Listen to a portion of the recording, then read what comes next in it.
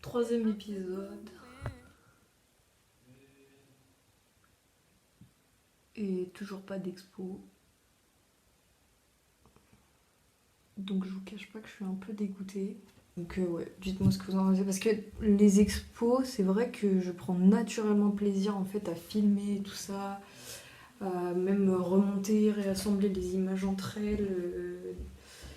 Mais je me rends pas compte si tout ce qu'il y a autour, ce qui était censé broder un peu, c'est-à-dire film, livres, etc., si ça intéresse les gens aussi, et de là en faire le contenu principal, c'était pas ma première intention. Pour faciliter, je vais mettre les minutes dans la barre d'infos, les minutes qui correspondent aux différentes catégories. Comme ça, vous allez directement vers ce qui vous intéresse. Voilà. Du coup, je me rattrape un peu avec une lecture. Il faut vraiment que je vous en parle. Manhattan Suicide Addict de Yayoi Kusama, son autobiographie. C'est une plasticienne, une artiste peintre, sculptrice. Il faut savoir qu'elle a aussi fait des happenings, des performances. Et moi, la première approche que j'ai eue avec cette artiste, ça a été une exposition à Beaubourg.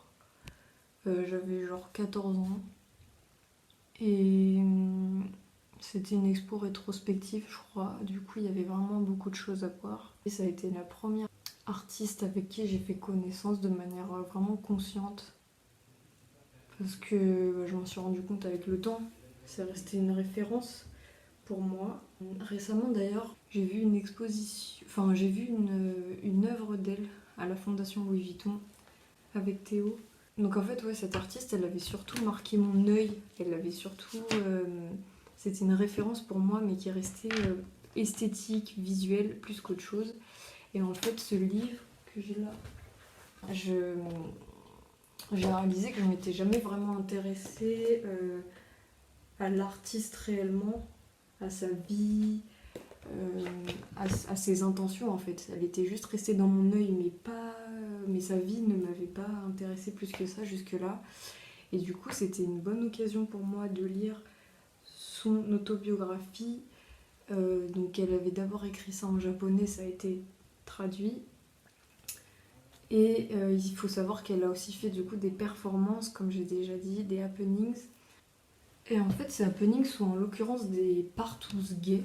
Et dans ce livre, elle parle beaucoup de cette période-là de sa vie. En fait, elle était un peu le gourou d'un groupe de jeunes gays.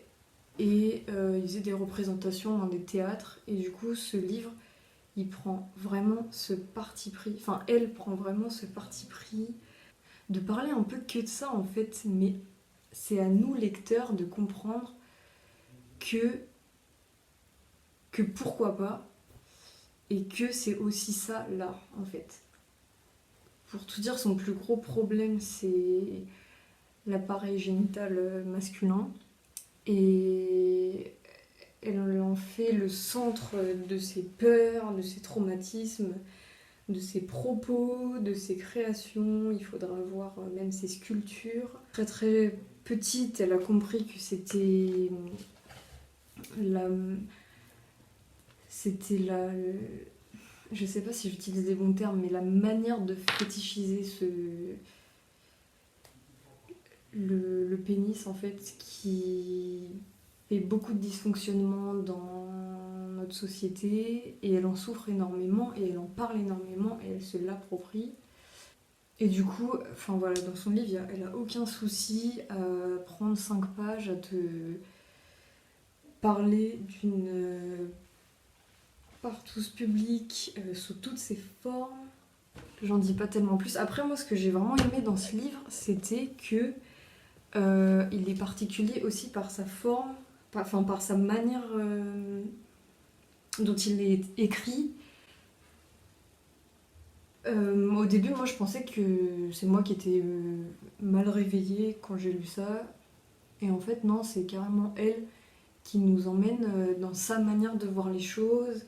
C'est-à-dire qu'entre 2 paragraphes, elle va faire un poème comme ça, que tu saisis pas forcément et tout, mais à toi de te laisser porter. C'est pas un sens forcément chronologique ou quoi, c'est sa vision du monde, c'est son ressenti.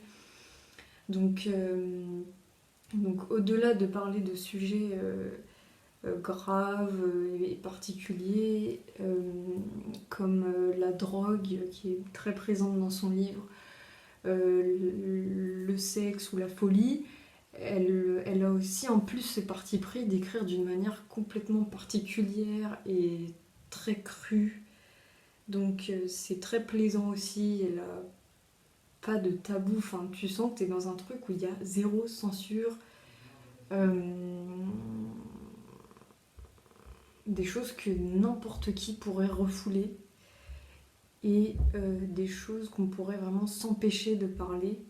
Nous, en tant que gens un peu coincés, je m'inclus carrément là-dedans parce que moi-même je remarque que j'ai des difficultés à dire certains mots, vous voyez, trop connotés. Voilà. Et je parle en termes de sexualité. C'est un livre, franchement, ça peut être un cadeau pour quelqu'un. Moi, ça a été un cadeau d'anniversaire par ma mère. Et je le recommande aussi pour ça, c'est que c'est un objet vraiment de culture. J'en arrive au film, alors bon, on est en confinement du coup.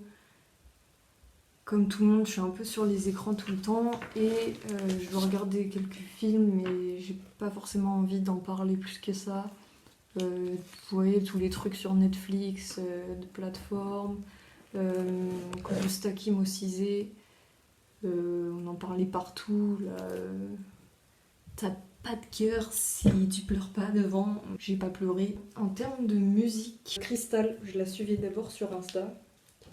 Et là, j'ai capté qu'elle avait sorti un EP il y a pas longtemps.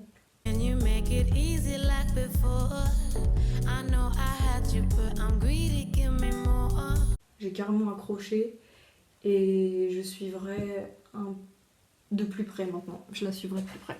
Voilà.